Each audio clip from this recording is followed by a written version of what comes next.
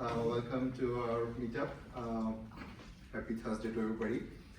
We have two really good talks today. The first one is about CSI, the Container Storage Interface.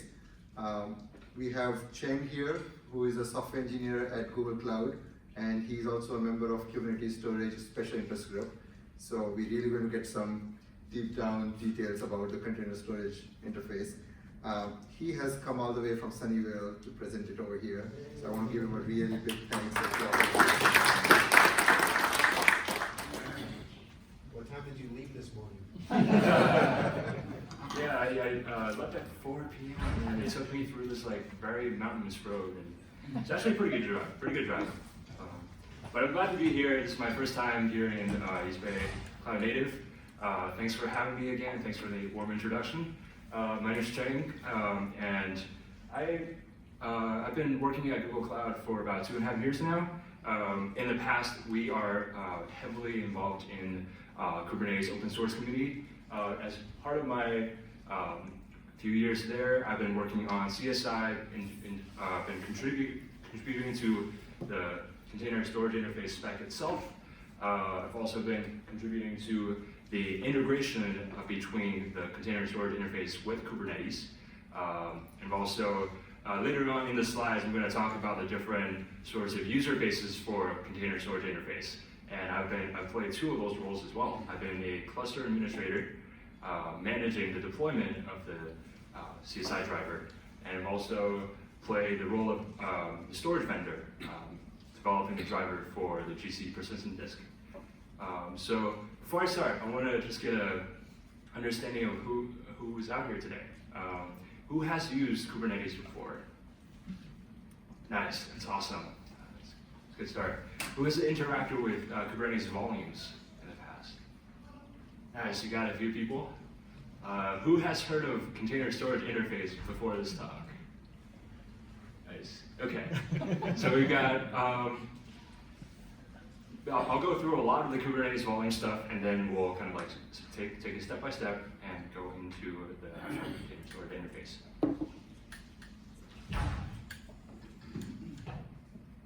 Yeah, so the very first part is just going to be an overview of Kubernetes volumes, what is capable of Kubernetes volumes today, and roughly how it works before we dive into the technical details of the container storage interface. And then after going through explaining the interface itself, I will also talk about how we're going to use it in Kubernetes. So let's get started.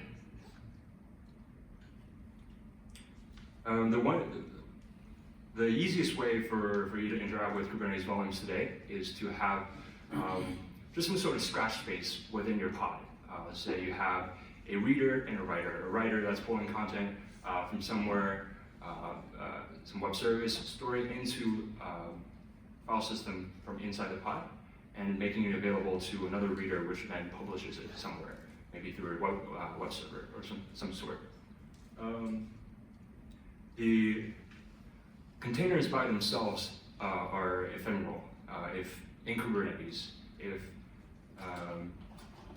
if the application were to just write data into the file system, container image file system itself, once the container reboots, once it crashes, or once Kubernetes schedulers or controllers decide to reboot the pod for whatever reason, if there's not enough memory in the nodes, the container will restart, and then everything that's been stored in the container image will be gone. And so for that, we in Kubernetes have to develop a way to store these data in a more persistent way.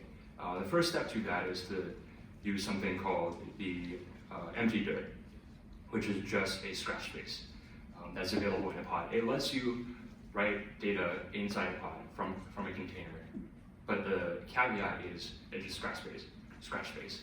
Once the whole pod gets restarted, it's deleted. For example, a deployment rescales, right? It deletes some of the replicas, and then it redeploys some of these pods again. All that data in empty dir will be gone. So in this case, we can't. Empty dir alone is not enough to do more persistent stateful applications where we want to store use some sort of database, run that in Kubernetes, and then store that persistent across the lifetime of pods.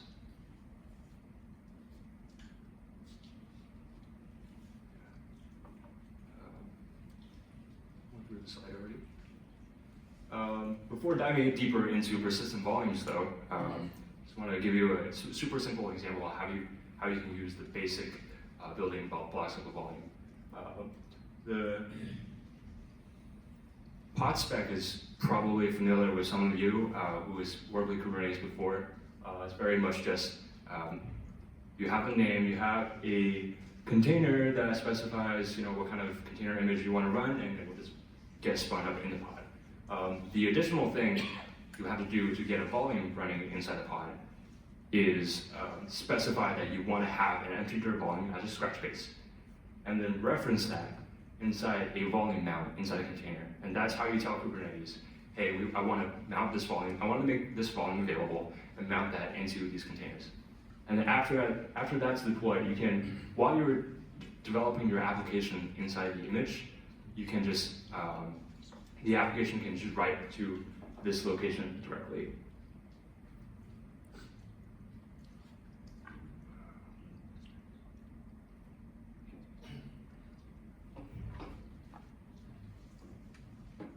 But like I said before, having empty dirt is not quite enough. We need something more persistent. And in Kubernetes, we have this whole abstraction of persistent volumes and persistent volume claims. So the one naive thing would be, for example, there's a lot of cloud providers and storage vendors out there that provide this kind of persistent storage already, and we need to bring that into Kubernetes. One naive way to do it would be to just go back to looking at the spec we had, the pod spec we have had before, and just say, okay, instead of using an empty dirt, we want to use a volume instead. For example, if you're on Google, you can use the GCE persistent disk as a persistent store.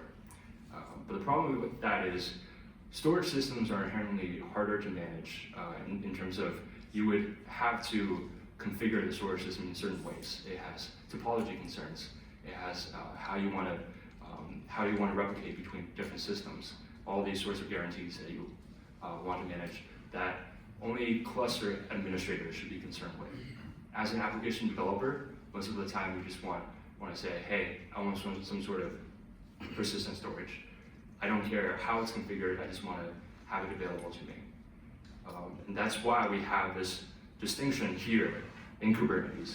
We have a sense, we have two user bases, one the application developer, the end users, and the other is the cluster admin actually managing the cluster and storage.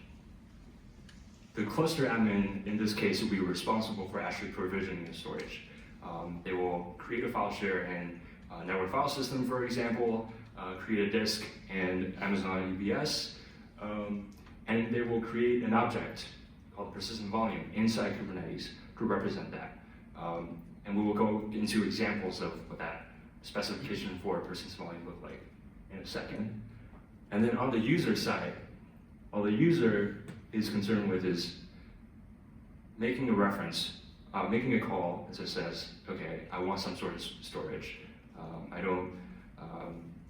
I have some constraints like this is the amount of storage space I need, but I don't care about exactly what kind of storage it is. I just need some space. And then they can reference that inside a pod soon after. And the other benefit, major benefit of this architecture is that once you define a persistent volume claim inside a Kubernetes cluster, you can then take that same claim and bring it to a different cluster as well, which makes these storage definitions very, very portable.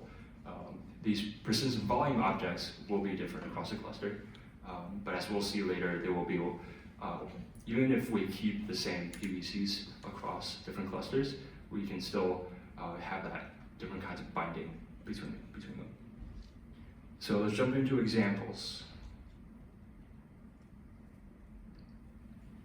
So this will be what a persistent volume spec looks like. If you define the access mode, I'm not going to go into details about every single field here, but the important thing to point out is it defines storage space that's available in that share, in the file volume share. It also defines exactly what kind of storage system is backing this volume, and a couple of additional parameters to help set up that volume as well.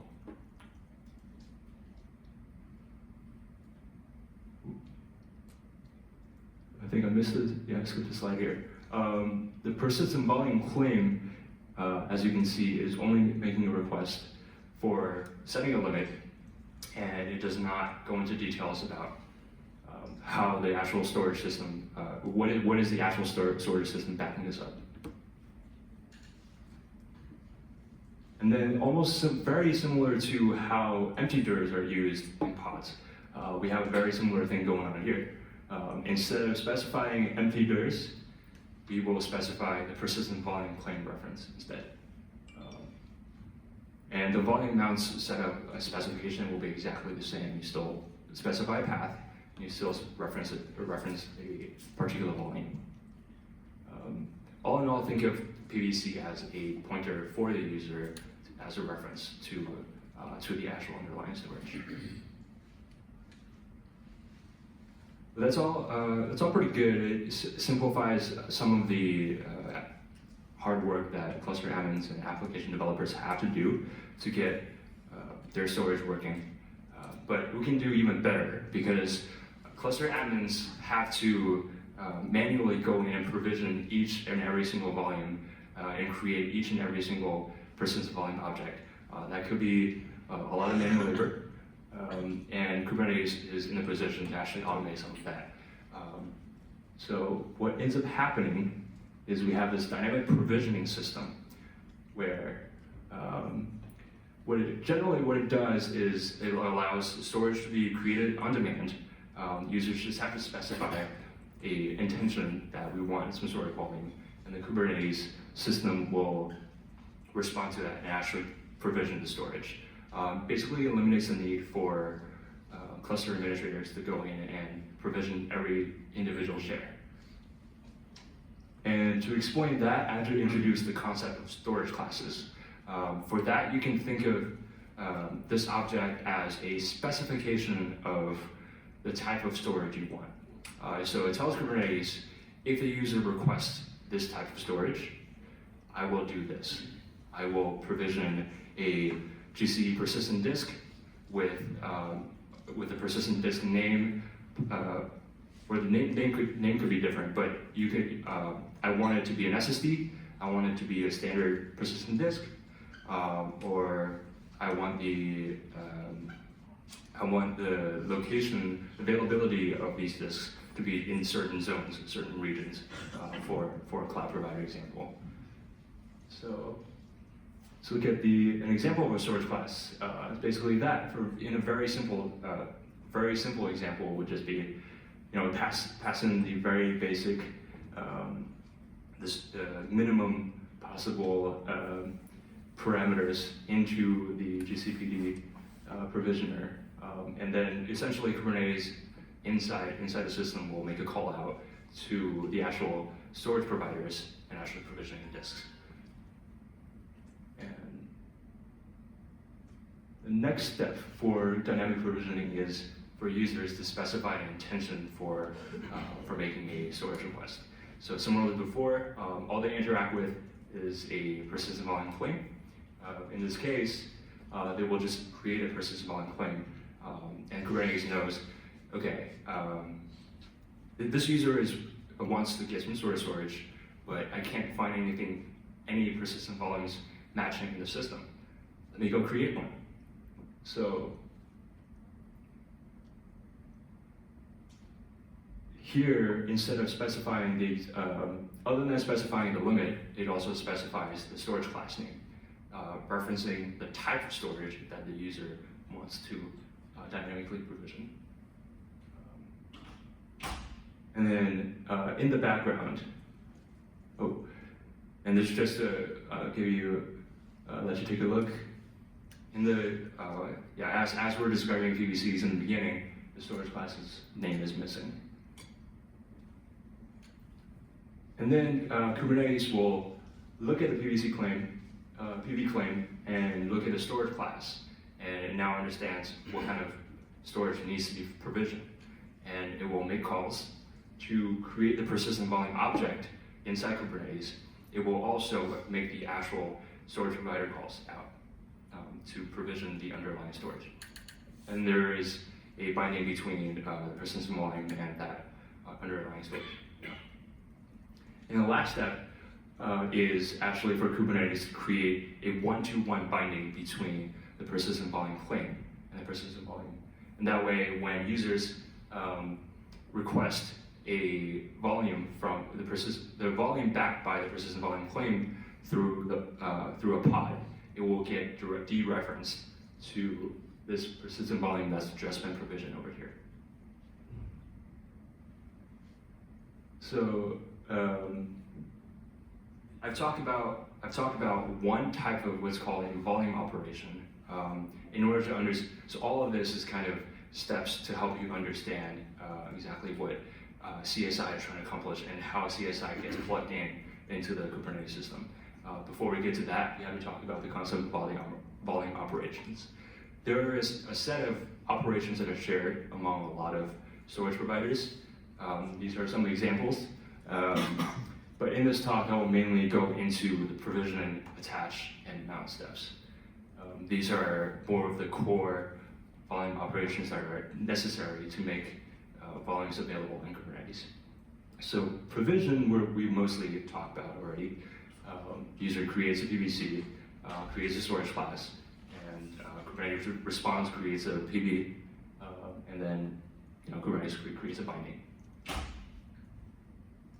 Attach is the step where Kubernetes actually, so that now we have this whole chain of references from the pod to the PV claim, to the persistent volume, and out to the underlying storage as well. Right now, that piece of storage is present on the storage system, but is not yet available in any of the nodes that's running the pods in Kubernetes. So the attach step is to make that storage available to each individual node. So what happened first outside the volume system, as some of you might be familiar with, is once a pod gets created, it will go through the scheduler. Scheduler will determine what's the best candidate, what's the best node candidate for the pod to land on. And it will then set the node name for that pod to basically allocate that pod into that particular node. And then kubelet inside the node will actually go in and start the pod, start the containers, and does this thing, execute all the commands.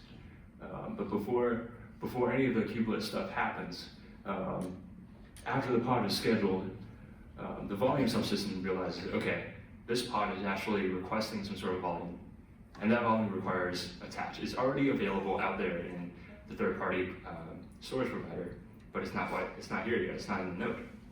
So Kubernetes goes in and makes that attach call to the storage system and specifies this is what we want the node.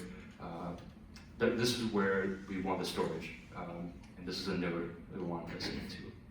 So that attach call basically just creates that pointer, and it is available as a device on the machine, just like how you will plug in a hard disk or external storage, external drive onto a machine. The next step is very, very short. Right now, it takes that device and mounts it into the container, running containers themselves.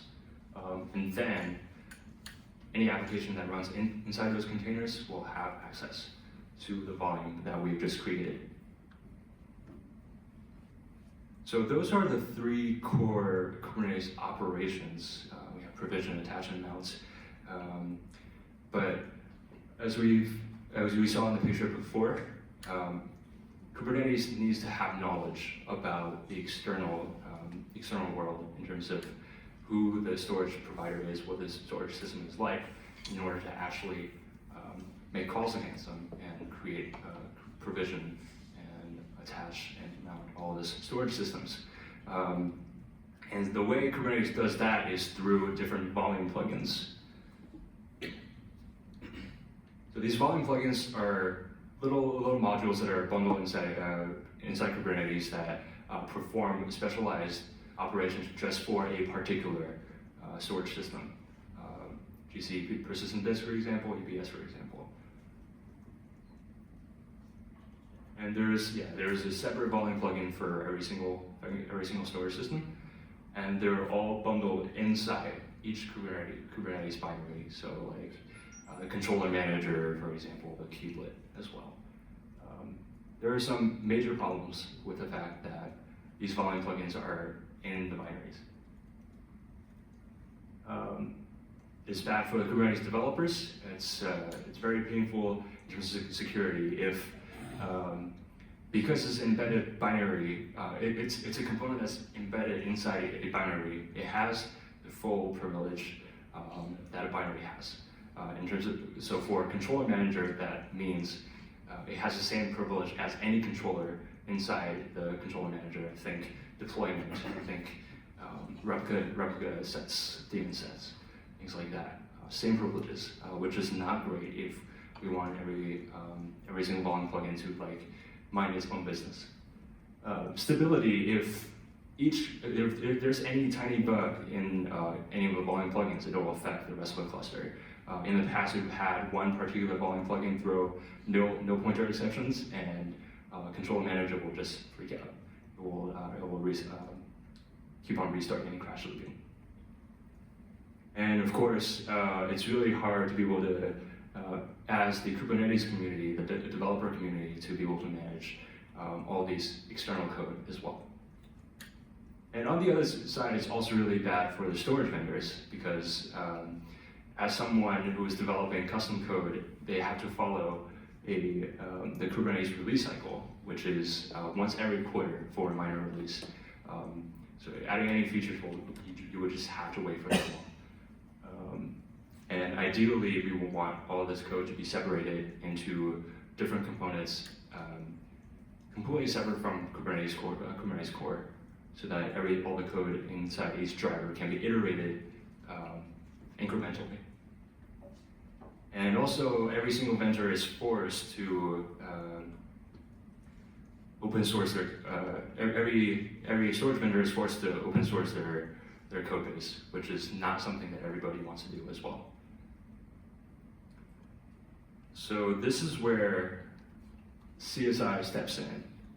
Before I dive into that though, I think, how are we doing on time?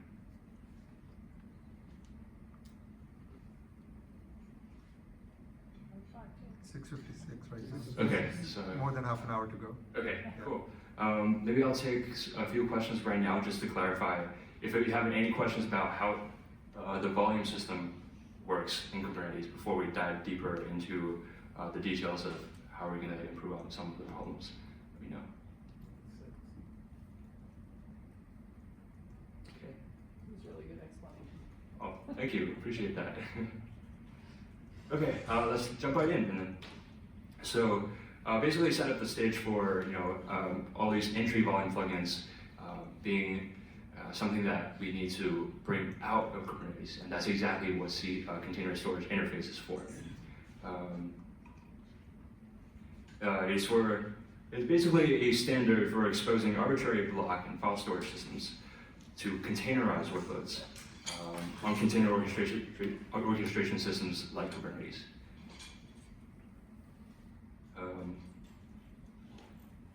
But in essence, the container storage interface itself is really just a specification defining what to do for each of the volume operations I've introduced before, like provision, like attach, like mount. And essentially, we're bringing those internal interfaces inside Kubernetes out so that it can be extended. And of course, there are other volume operations as well, many of which are not included here. So, in a nutshell, CSI is a spec. If you look at the spec, it's really just a giant list of protocol buffer definitions and a lot of comments explaining what they do. But at the same time, CSI is kind of more than that as well. It covers, there's an entire ecosystem supporting the spec because there is you're gonna hear the term CSI driver a lot. the driver was actually implementing the spec from the storage vendor site. There's also the CSI integration pieces with Kubernetes and with other container orchestration systems. So CSI from its get-go was designed to work not only for Kubernetes but across different container orchestration systems as well. For example, Mesos, for example, Hadoop Yarn. So in order for CSI to work for Kubernetes, there are some additional pieces we have to integrate. We have to introduce to integrate to the API.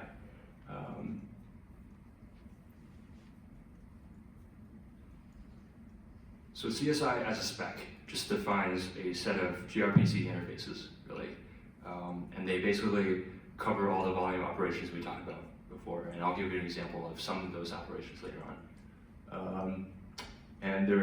These services are all implemented by the driver, and they're consumed by the container orchestration systems, like Kubernetes. At a very high level, these services are divided into controller and node components. The controller of the driver can run anywhere in the cluster. They handle operations that are common across the cluster. So things like provision, which as you can imagine is across the cluster because we don't really know where that volume is going to land as we're provisioning it. We have to make the call at a cluster level. Attach, something that you have to decide at a cluster level. You need to decide whether or not this is the right node for me to attach to. And then there are also the node components. There is one copy of each node component of a CSI driver running on every single node. So as you can imagine, in Kubernetes, for example, it'll be running in a daemon set. And it performs operations like mount that are very, very node specific. It requires many mounting steps for the node component kubelet to perform to actually get the device on the machine into the pod, into the containers. So here is actually an inexhaustive list of all the different operations that are available in CSI. There are some I want to point out too, because we've already talked about certain operations in Kubernetes already. Controller publish volume, that is equivalent to attach. Create volume, as you can imagine, is just provision. And then you have no publish volume, that's just mount. And we name these differently just because some of these operations can include more than just attach. Or like this operation can include more than just attach. This can include more than just mount. Just a naming difference.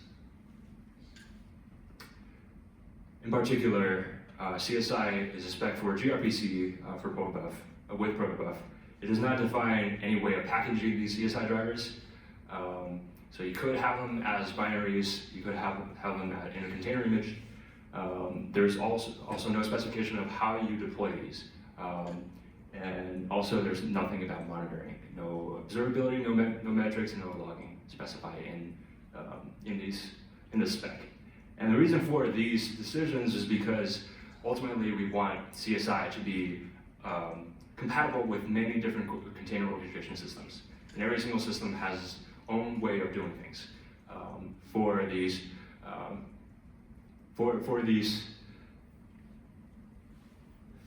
things that are more like production centric.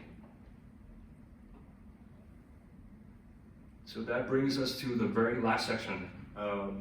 Now we've talked about the CSI spec as a whole. We're going to dive into the details of how we actually integrate that with Kubernetes. Yeah. When you're mentioning that you named the functions differently, is that because by each vendor it could be different? By each vendor, so there's the storage vendors and there's also the container orchestration systems. It could mean different things for container orchestration systems. But I should also mention that not every single storage vendor offers an attach operation. For example, network file systems. It's a multi-writer system. Once you provision it, it's available across your entire cluster. So in a sense, it's a little different for storage vendors as well. All right, let's jump into it. In terms of the architecture of how CSI is integrated into Kubernetes, there's an entire stack. This is exactly what I mean by the ecosystem. There's many things around the CSI spec. And I'll start describing this from the top to bottom. At the very top, you have the users who are deploying pods, provisioning volumes and things like that, asking for storage space. And then, like we talked about in the very beginning, the user has to go through these Kubernetes API abstractions, like persistent volume claims, like persistent volumes, and things like that. And then, just like everything else in Kubernetes, there is a controller watching the API objects, trying to react to the declaration in those objects, and then update the system as we go. In this case, we have controllers performing the attach. We have controllers performing the provision, things like that. And then these controllers, instead of making calls to the existing in-tree volume plugins we talked about before, it calls out to the CSI spec through a gRPC medium out to the different CSI drivers, which will then respond to the individual volume requests. You're asking for a new volume? Here, let me just make one for you. And then the driver will make the actual call. The driver has knowledge about how the storage how the storage system underneath operates. And so it makes the right calls out to the storage control plane and does the right operations. After all that, the storage operation is going to return. CSI driver is going to reply saying, we got it done. And it's going to go through CSI spec back to the Kubernetes controller. It's going to verify this is exactly what they wanted. Kubernetes API spec, the status gets set, and then users got a volume.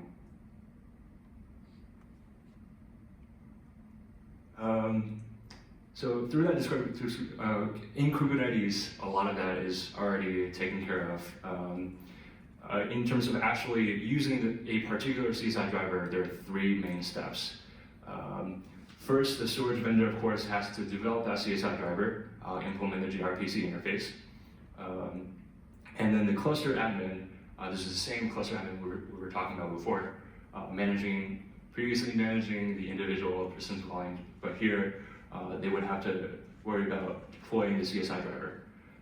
And then, of course, the end users, the application developers, they will just enjoy the storage.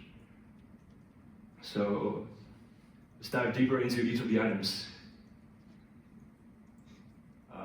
For storage vendor, the very first step is, of course, implementing the spec.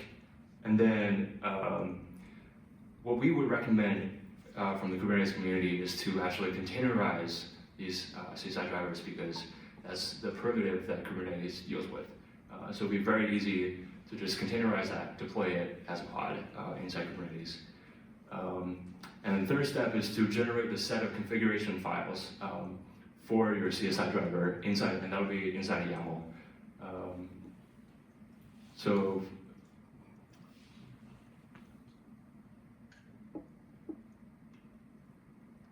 So in addition to the components I've talked about before, there are actually specific sidecar containers that, as a storage vendor, you would have to provide to your end users. Otherwise, it would be not possible to integrate with Kubernetes. These sidecar containers actually perform some of the Kubernetes controller logic that we talked about before in like 2 slides ago or so. And so whatever deployment you have, it would be bundled, all these images would be bundled in those specs.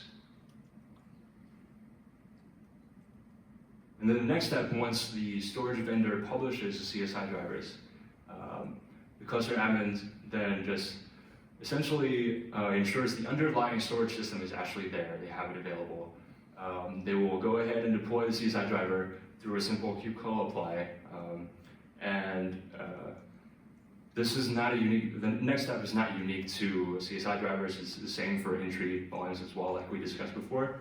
But in order for volume to be provisioned, you want to deploy the company storage class as well for the CSI driver.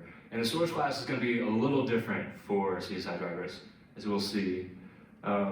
In particular, this is not something I pointed out before, but here, the provisioner basically specifies what kind of volume plugin we're talking about here. Here, we're saying this is going to be a CSI driver. There's nothing here that specifically really says that it is a CSI driver, but in this case, what ends up happening is inside a volume system, if the provisioner does not find a provisioner name that matches what's specified in the storage class from within the binary, it will wait for an external provisioner, and that's what's going to be happening here. There are some parameters that are the same as before, and then there are some specific parameters to CSI as well. But once you get past that, for an application developer, the user experience is really exactly the same as before. They request storage by creating a PVC. Controller will do its magic and create the volumes in the background. And then you can create, as the end user can create the pod that references that volume. And it will be the same exact set of operations that we talked about in the very beginning.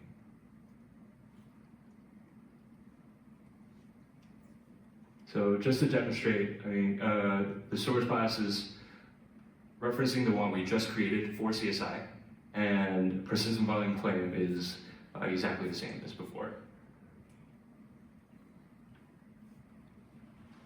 So that's pretty much it for how to use CSI. It is being actively developed where we've gotten a lot more stable in the last year or so. As for the container storage interface, that was released, 1.0 was released back in December 2018, and now we're just kind of adding patches to it, adding more features to the spec as we go, as we discover more use cases. As for the integration with Kubernetes, there is a lot of stuff here, but I do want to point out some pretty exciting features that are coming in 1.17. Topology, in particular, allows different zones and regions and different sorts of storage topology to be able to specify, so that when scheduler makes a decision about pods, where to place these pods, it will take in the volume constraint as well. Raw block is just making pure block storage, a piece of block storage that doesn't have any file system on it, make that available through a CSI driver. This is more of an implementation detail. Snapshots is essentially where you can say, hey, I have this PVC, I want to take a snapshot of it, and it will do what you would expect, taking a snapshot in the storage system, and it can be restored later on in a different operation by creating a different PVC. And there's going to be Windows support as well. That's going off in the coming release that is coming out at the end of the year. So, like I mentioned before, there are different orchestrators that can use CSI. We also have at least 45 drivers that we know that are developing and integrating with CSI right now, and that's we have a list inside our documentation, but of course this list is nowhere near complete. Many people, different storage providers can implement their drivers on their own without ever publishing it. So we're at the end. In summary, container storage phase basically facilitates volume operations between the container orchestration system and the storage systems. In Kubernetes, CSI drivers is designed to replace and solve the problems of in-tree volume plugins. And it takes 3 steps in Kubernetes to use CSI. Storage vendor has to develop the driver, and then cluster admin has to deploy it, and the end user just uses volumes as they would before. Nothing changes. And with that, there's a list of resources here. There's documentation, there's Everything I've talked about here is open source, so if anybody's interested, please feel free to contribute. A lot of folks in the community are very, very responsive. And with that, thank you so much for the opportunity.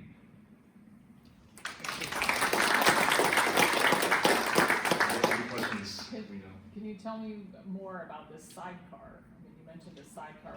What is that a sidecar of? Where does it run? And Yeah, so in general, a sidecar in Kubernetes means just a container image that runs along containers. In this particular case, the CSI driver, as we said before, is container orchestrator agnostic, so it knows nothing about Kubernetes. And we made a decision to, when we're implementing CSI, we made a decision to decouple a lot of the components away from the core Kubernetes. So we could have implemented a lot of the controllers in tree, but we decided not to, and these are where the sidecars are. So some examples of sidecars would be an external provisioner, which handles the provision request, external attacher, and those are the major ones. When you deploy them, that means because these things are external, in the deployment, they have to be bundled inside, alongside the CSI driver. Is there vendor specific? Is that why? These are container orchestrator specific. Vendor Yeah. These controllers are meant to interact with the PVCs, the PVs that we talked about before. And two questions actually. Yeah. The first question is when you provision this storage, is there a sandbox you can create so that only certain nodes can access certain parts of the storage? There is a way to partition the storage. If you provision a volume and you want to partition it so that it shows it as different volumes on different pods, there's a way to do that. You can set a field inside, I believe, the persistent volume that declares there are these and these and these partitions, and they can show up as different volumes. And you can isolate those partitions to specific nodes. Partitions will be tied to pods, and in a sense, indirectly, right? Because pods will be scheduled to certain nodes. Yeah. And the second question is, how is the performance of this storage as compared to? We haven't, as far as I know, we haven't done any storage testing or performance testing on the infrastructure, CSI infrastructure, but I want to be very clear that storage system performance is very separate from the integration pieces, right? In a certain sense, for a storage system, it's not very often that you care about latency for the attached step, for example, or mouse step. Like it's once you make a volume available to a pod, you care about latency of the underlying storage system, the I/O, right? So if there are any applications that require higher, smaller latency for attach and mount, let me know. I'll be very curious about that as well. Thanks. Thank you. Any questions? Good. Makes sense.